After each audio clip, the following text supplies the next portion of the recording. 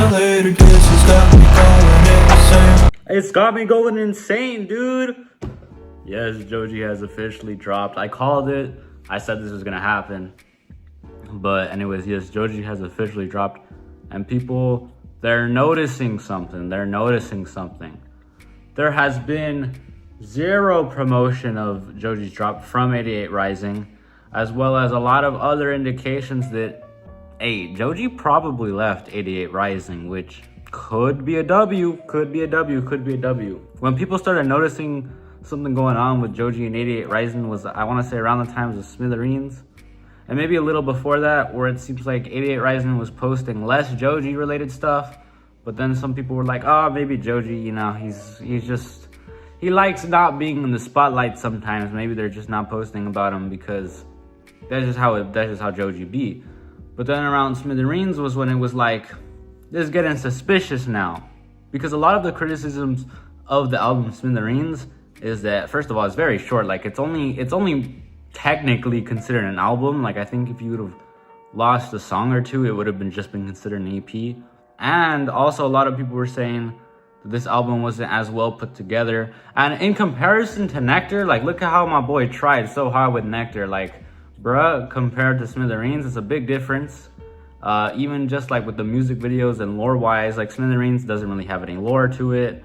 And people were speculating like, oh, Joji was contractually obligated to make Smithereens for 88Rising, which means that he's gonna leave the label. But other people were saying, nah, Joji was contractually obligated to drop, but that doesn't mean he's leaving 88Rising. That just means that he needed to get this album out fast. Well, Anthony Fantano actually kind of gave a little information. Really popping. Yeah. And good. Yeah, no, for sure. What are your thoughts on Joji?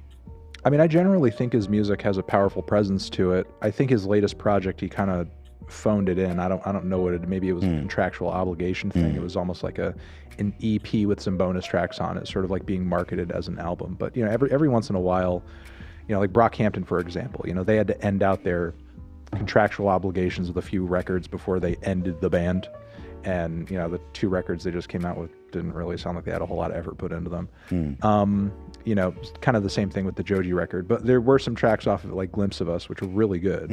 I think he's coming into his own as a songwriter and a singer, and it's been really cool to kind of see him go into a different creative avenue. He doesn't really talk about the Joji situation like it's speculative.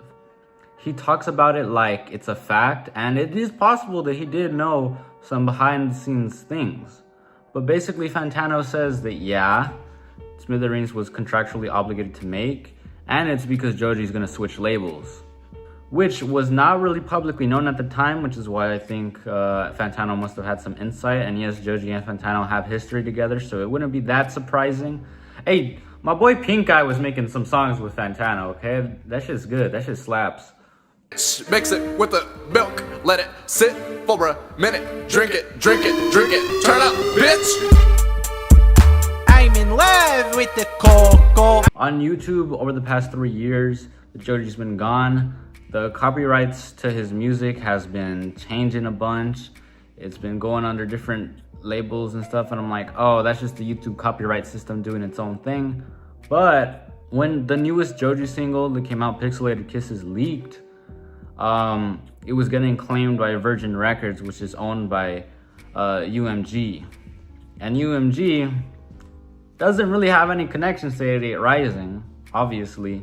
88Rising, yeah, that was owned by Warner Brothers. There was connection there. 88Rising had some deals with Sony, so there was some connections there. But UMG, that one had no connections at all. So that was some... what's happening with that? What's going on? So then, when Joji drops, it's still under Virgin Records, which is owned by UMG, and no posts from 88Rising were made, which means that, yeah, Joji did switch labels and he's no longer with 88Rising.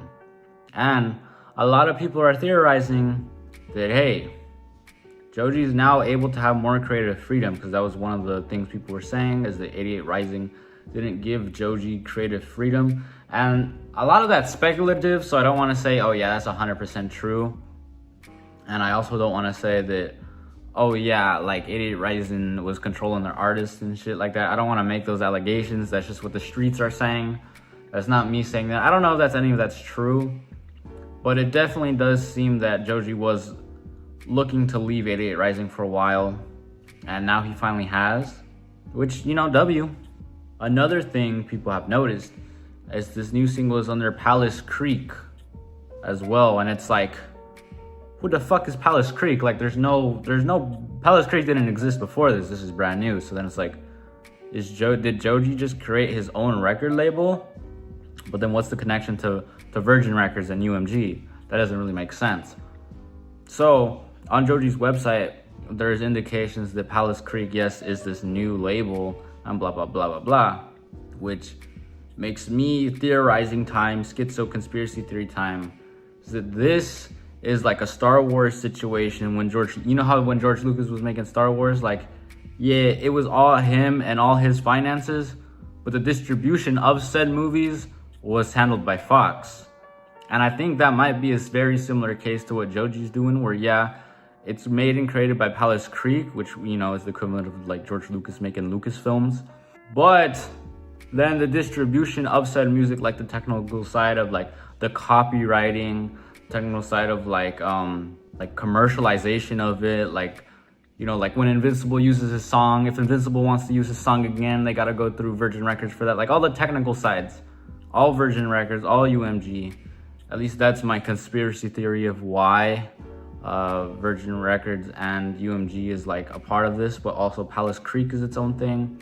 It does seem like some of Joji's 88Rising people still fuck with him though, because Rich Brian commented like, oh, there he is or something shit like that, which is pretty cool because people were asking Rich Brian, where's Joji? Where's Joji? So I think it's kind of funny that he made that little comment acknowledging that. Yo, why y'all asking me where Joji is? I don't know where he is, man. But yeah, I mean, hypothetically speaking, this is the kind of music 88Rising don't want you to listen to. Hypothetically speaking, Joji wasn't allowed to make this shit. Hypothetically speaking, we might be in a peak era. Because if you're telling me that Joji wasn't trying with Smithereens, and then now he has the creative freedom to try, ooh, we're gonna be eating good, bro. Ooh, that shit got me going crazy right now. Hey, yo. But basically, yes, in closing, we are about to witness peak